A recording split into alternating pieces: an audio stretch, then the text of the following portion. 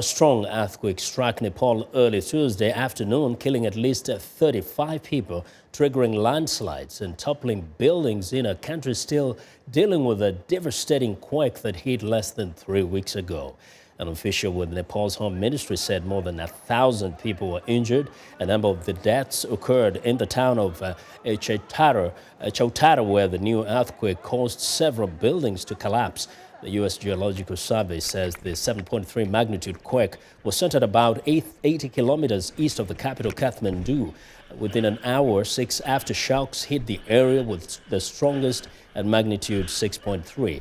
The epicenter Tuesday was about 100 kilometers from the center of a 7.8 magnitude earthquake that struck on Nepal April 25th, killing more than 8,000 people and leaving thousands homeless.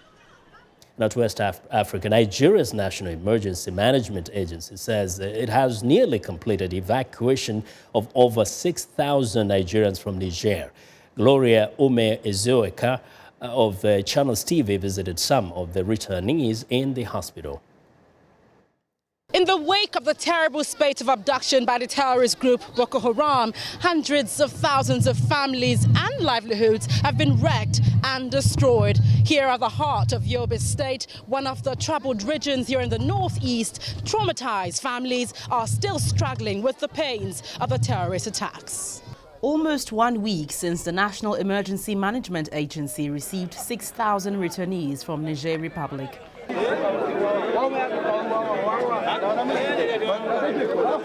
Since then, the agency began the arduous task of documentation. Clearly, many of them were tired, hungry and sick, including women who gave birth in transit. The resilience by the returnees after the ordeal with the terrorist group naturally draws emotion, but not as much as the state of health of some of the children who have only managed to escape being killed.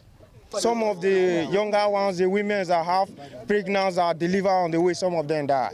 And some of the little children die. The one that cannot be able to go, they die on the way.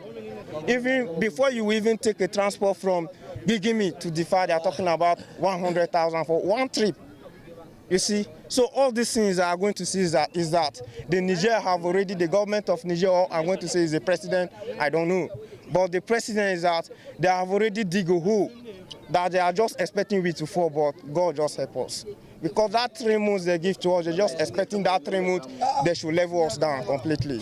But they see that the Boko Haram did not harm us, so they decide to say, okay, let everybody move with their empty-handed. Yes. Even a cows is important more than we human beings in Niger, because the way they treat us. So far, NEMA says it has evacuated over 4,500 people from the transit camps. The area is too hot. We decided to look for nearby bridges where we will be giving them in case of we wanted to use to treat diarrhea and other diseases. We have collaborated with the local government Red Cross section to please arrange for emergency latrine pits, which will be dug soon around these places so that they will not defecate around. Some of the returnees, however, say they cannot go home as they are still recuperating in the hospital. Halima Ali, a mother of 2 who spoke to us, narrated her ordeal during an encounter with the Boko Haram sect. Boko Haram sun kama gadira, suna harbi da soja, suna jefa wuta.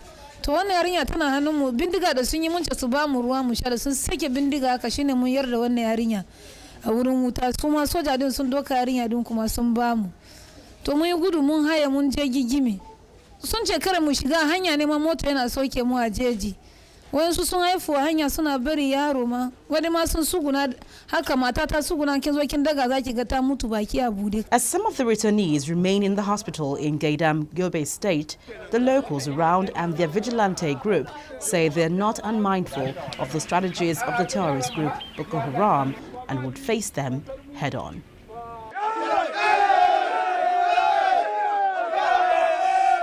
Gloria Ume-Ezeoke, Channels Television News.